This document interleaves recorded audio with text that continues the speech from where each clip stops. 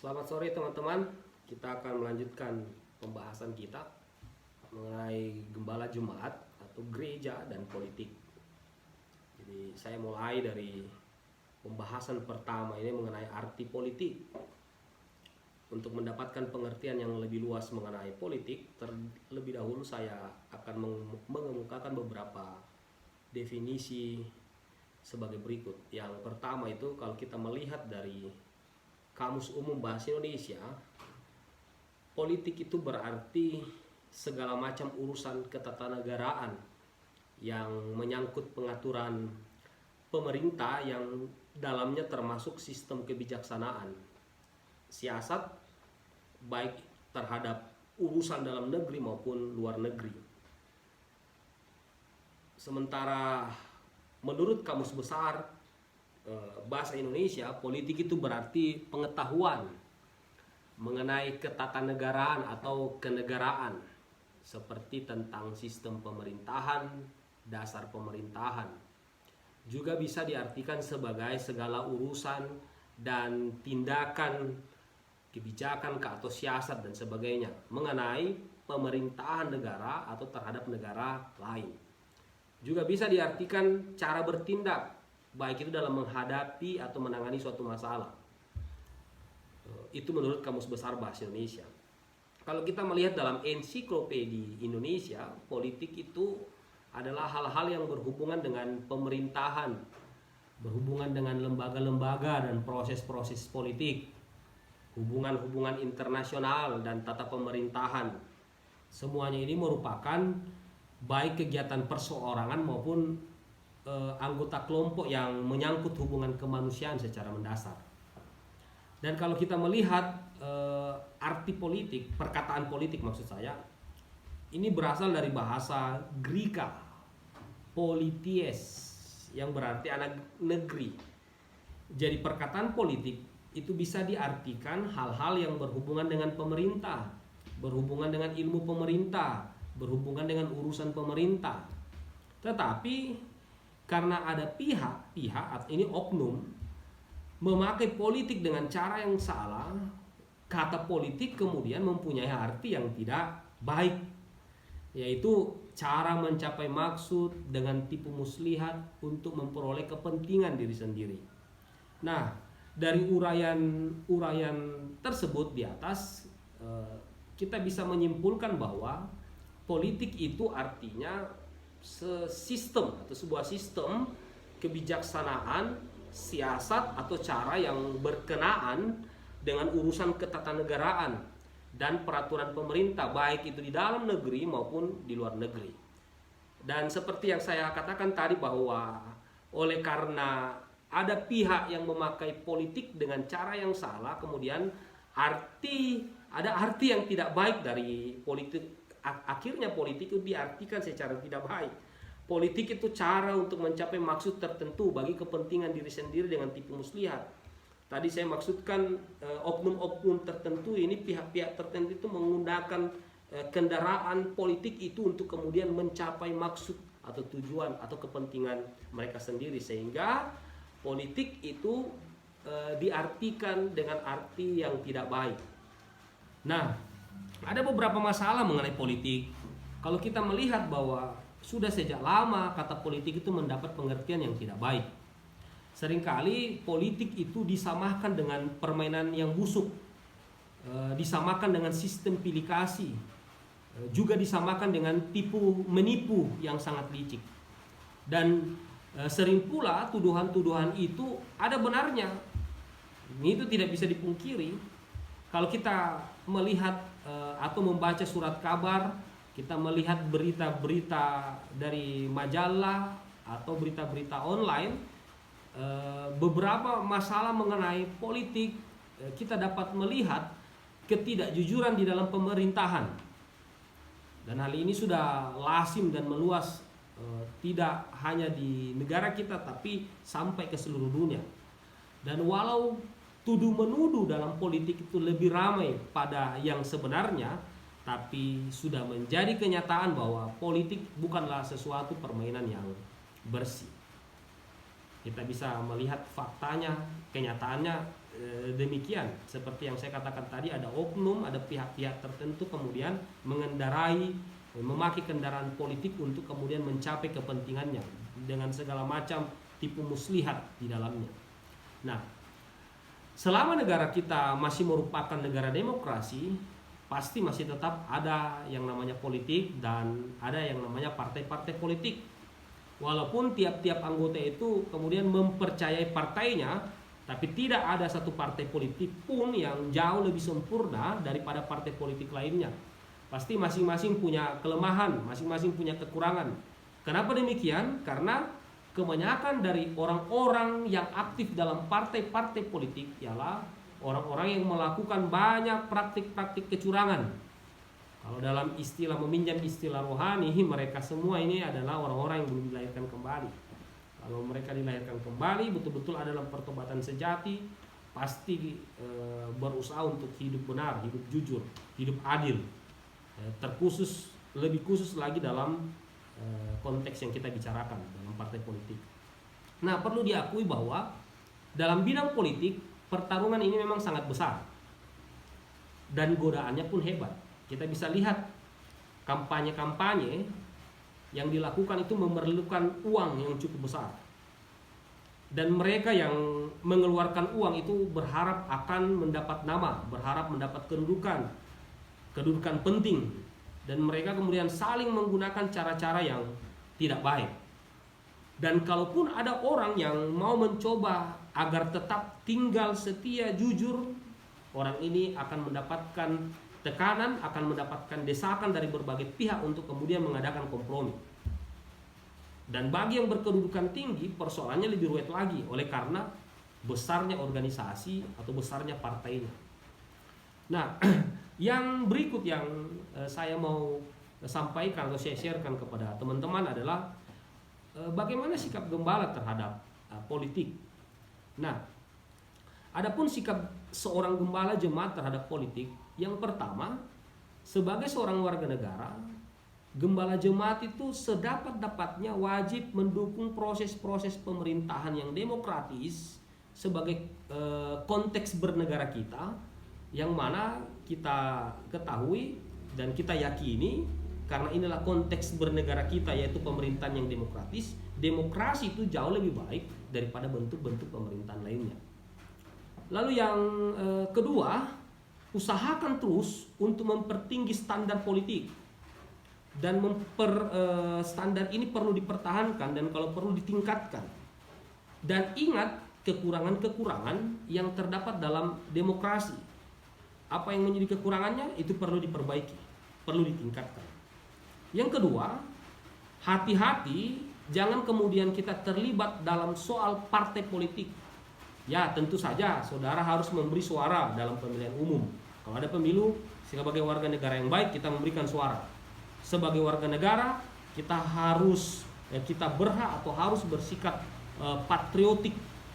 Jadi patriotisme itu sama sekali tidak bertentangan dengan kekristenan, tetapi jangan memperlihatkan hubungan saudara dengan suatu partai politik. Yang keempat, sebagai seorang pemimpin rohani, kita dipanggil untuk menjadi pendorong ke arah kebenaran di tengah masyarakat di mana kita berada. Jadi kita perlu mendukung hal yang benar. Jadi kalau pemerintah itu sudah mengambil tindakan ke arah yang positif, mengambil langkah-langkah yang baik, seperti memperjuangkan nilai-nilai keadilan, memperjuangkan nilai-nilai kejujuran, kesejahteraan, kebaikan dan kebenaran, itu berarti saudara harus menghargai, saudara harus menyetujui tindakan itu. Jadi pujian saudara itu akan memberi semangat kepada pemerintah dan semua pimpinan masyarakat untuk berusaha dengan lebih baik lagi. Yang kelima, berdoa untuk pemimpin-pemimpin yang duduk dalam pemerintahan. Jadi berdoalah bagi mereka dalam saat teduh kita, dalam doa-doa pribadi kita. Dan kita juga perlu berdoa bagi mereka di muka umum. Di muka umum maksud saya adalah di dalam ibadah-ibadah bersama kita. Kita mendoakan para pemimpin-pemimpin kita, mendoakan pemerintah kita. Jadi kita juga perlu menganjurkan supaya orang lain, supaya jemaat yang digembalakan itu berdoa bagi mereka yang berkuasa dalam bidang politik, pemerintah dalam hal ini. Ingat ya, kita diperintahkan, kalau baca dalam 2 Timotius pasal 2 ayat 22, itu kita diperintahkan berdoa. Bagi siapa? Untuk siapa? Berdoa untuk raja-raja, untuk semua pembesar, agar kita bisa hidup tenang, kita hidup tentram dalam kesalehan dan kehormatan. Jadi menurut saya doa itu juga merupakan pelayanan politis yang paling besar yang dapat dilakukan oleh seorang gembala dan dapat dilakukan oleh setiap orang Kristen untuk pemerintahnya.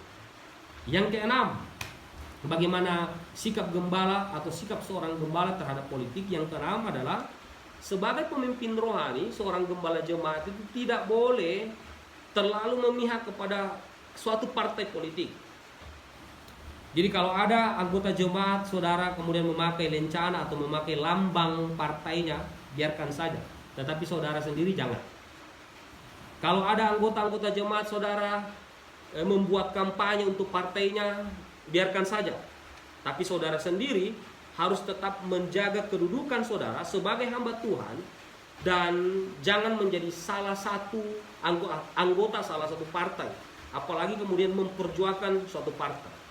Tetapi ada catatan menurut saya, kalau memang sekali lagi, kalau memang ya, sudah nyata-nyata ada satu partai yang jujur, dia berdiri di atas firman Tuhan, dia punya konsep-konsep yang betul-betul memperjuangkan nilai-nilai keadilan, kejujuran, kesejahteraan, kebaikan, kebenaran, maka menurut saya bolehlah saudara untuk mendorong, untuk memberi semangat kepada mereka. Itu dia, apa sikap atau sikap seorang gembala terhadap politik. Saya mau berbicara lagi mengenai ini dalam konteks gereja. Apakah gereja boleh berpolitik praktis? Ini pertanyaan menarik yang kita bisa diskusikan. Nah, untuk menjawab pertanyaan ini menurut saya jawabannya bukan boleh atau tidak boleh, tetapi ini diperlukan kajian yang mendalam tentang pemahaman dan sikap kita terhadap politik. Kalau kita berangkat dari pemahaman John Calvin itu berpendapat begini: politik identik dengan negara. Artinya, kalau gereja berpolitik berarti gereja menjalankan fungsinya sebagai hamba Allah di dunia ini untuk kemudian mendatangkan shalom atau mendatangkan sejahtera, damai sejahtera, baik itu secara rohani, secara jasmani maupun materi. Nah, dalam konteks pandangan Calvin tersebut, gereja tidak terlibat dengan mendirikan partai politik atau mendukung salah satu partai politik. Tetapi gereja kemudian menyadari perannya sebagai hamba Allah dalam hal apa? Dalam hal membina rohani umatnya. Jadi gereja ini memiliki kedaulatan tersendiri yang tidak boleh diintervensi oleh pemerintah. Jadi kedudukan gereja dan negara itu sejajar di hadapan Allah dan tidak saling mencampuri secara internal. Nah, lebih lanjut lagi, bahwa partai politik itu dibentuk oleh masyarakat, termasuk juga oleh warga gereja. Jadi mereka yang terpanggil untuk melayani melalui partai politik hendaknya juga kemudian menyadari panggilannya sebagai hamba Allah untuk mewujudkan masyarakat yang adil, makmur, dan sejahtera. Dan sesungguhnya setiap anggota partai politik itu dipanggil Allah untuk mendatangkan shalom, untuk mendatangkan damai sejahtera bagi masyarakat. Jadi oleh karena itu, semua tindakan seharusnya itu dipertanggungjawabkan kepada Allah. Namun kalau kita lihat praktiknya, kenyataannya ya, realita yang terjadi, ada banyak partai politik yang kemudian memanfaatkan gereja untuk mencari dukungan. Ini tidak bisa dipungkiri, banyak terjadi. Dan ada juga pendeta, ada juga hamba Tuhan yang ketika dicalonkan sebagai anggota legislatif, dan mereka ini kemudian memanfaatkan jemaat sebagai basis massa tersebut. Nah, menurut saya, kalau ada pendeta, ada hamba Tuhan terpanggil menjadi anggota legislatif, sebaiknya dia meninggalkan, dalam tanda petik, dia meninggalkan jabatan pendeta dan kemudian dia berfokus pada persoalan politik, pada urusan politik yang terpisah dengan pelayanan rohani di gereja. Nah, demikian juga dengan kalau ada anggota jemaat yang kemudian terpanggil menjadi anggota partai politik, menurut saya sebaiknya anggota jemaat ini atau dia bisa memilah-milah mana urusan partai politik dan mana urusan gereja. Yang terakhir yang saya mau jelaskan adalah bahwa secara esensi sesungguhnya kehadiran gereja di dunia itu sesungguhnya berpolitik. Dalam artian gereja menjalankan amanat Yesus, yaitu menjadi garam dan menjadi terang dunia. Kita bisa lihat bersama dalam Matius pasal 5 ayat 13 sampai 16. Firman Tuhan katakan kamu adalah garam dunia. Tidak berkata garam saja, tapi juga kamu adalah terang dunia. Nah, ada 3 makna garam dalam kehidupan sehari-hari. Yang pertama, garam itu memberi rasa sedap dalam masakan. Jadi garam dirasakan sedapnya bila larut dalam masakan. Demikian juga kehadiran Kristen. Itu tidak perlu ditonjolkan dalam masyarakat. Namun perannya secara konkret itu memberi damai sejahtera, memberi shalom dalam masyarakat. Kalau ini diproyeksikan atau kalau hal ini kita maknai secara politis, bahwa kehadiran Kristen dalam negara atau kehadiran Kristen dalam politik haruslah dirasakan manfaatnya agar bisa memberi pengaruh, bisa menyedapkan bangsa dan negara. Yang kedua, makna garam dalam kehidupan sehari-hari. Garam itu berfungsi sebagai pengawet makanan. Jadi garam itu membebaskan makanan dari zat kimiawi yang bisa membahayakan tubuh. Jadi komitmen Kristen terhadap keutuhan Negara Kesatuan Republik Indonesia atau NKRI ini haruslah menjadi harga mati yang tidak bisa ditawar-tawar lagi. Jadi hal ini kita bisa maknai secara politis, bahwa kehadiran Kristen dalam negara, kehadiran Kristen dalam politik haruslah memberi damai, memberi kesejukan yang meminimalkan konflik di masyarakat. Yang ketiga, arti garam. Garam itu berfungsi membunuh bakteri atau membunuh kuman. Kalau Anda luka, Anda jatuh, berdarah, dan tidak ada obat, garam bisa dipakai sebagai obat. Jadi garam dapat Anda jadikan sebagai obat. Kalau ini diproyeksikan atau kalau ini kita maknai secara politis, bahwa kehadiran Kristen dalam negara, kehadiran Kristen dalam politik itu haruslah mencegah atau mematikan tindakan korupsi dalam semua lapisan masyarakat. Oleh karena tindakan korupsi ini sudah merusakkan bangsa ini, bukan saja secara moral, tetapi telah memburukkan ekonomi bangsa ini. Oleh karenanya kehadiran Kristen ialah dia beri solusi atas permasalahan bangsa yang hancur karena elit politik yang korup. Itu arti garam. Tadi saya katakan firman Tuhan tidak hanya berbicara tentang kamu adalah garam, tetapi firman juga berbicara pada saat yang sama, dia berbicara tentang kamu adalah terang. Nah, sekarang kita melihat peran terang dalam konteks politik itu apa? Peran terang dalam konteks politik itu adalah transparansi hidup. Kalau dalam istilah yang paling tren hari ini, itu kita temukan istilah yang namanya integritas, yang memancarkan keteladanan. Transparansi hidup atau integritas yang memancarkan keteladanan. Gereja itu dipanggil untuk masuk ke dalam dunia yang penuh kegelapan. Jadi kehadiran Kristen itu hendaknya memberi titik terang. Kehadiran Kristen itu memberi secerca harapan baru bagi bangsa yang merindukan kesejahteraan itu baik secara lahir maupun secara batin. Jadi kehadiran Kristen ialah dia menjadi teladan hidup agar menjadi panutan bagi orang lain. Jadi kehadiran Kristen itu hendaknya memberi pengaruh bagi orang lain untuk kemudian menemukan makna hidup yang sejati. Kalau kita melihat apa yang terjadi selama ini, bahwa dunia itu telah digelapkan dengan materi, kedudukan, dengan popularitas. Oleh karenanya kehadiran gereja itu kemudian mengembalikan dunia ini pada tujuan semula Allah menciptakan. Apa itu? Yaitu memuliakan Allah dalam segala tindakan hidup kita, termasuk di dalam bidang politik. Nah, saya mau menutup dengan mengatakan begini, bahwa sebagai gereja kita jangan kemudian menabuhkan politik itu. Selama ini gereja-gereja di Indonesia menabuhkan politik oleh karena dipengaruhi oleh pandangan bahwa berpolitik itu dosa, berpolitik itu kotor, politik itu kotor.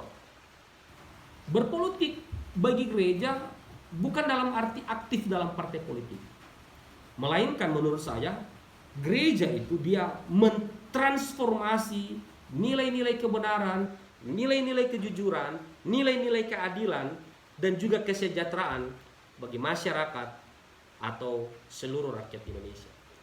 Saya kira ini poin-poin penting yang bisa saya bagikan kepada teman-teman sehubungan dengan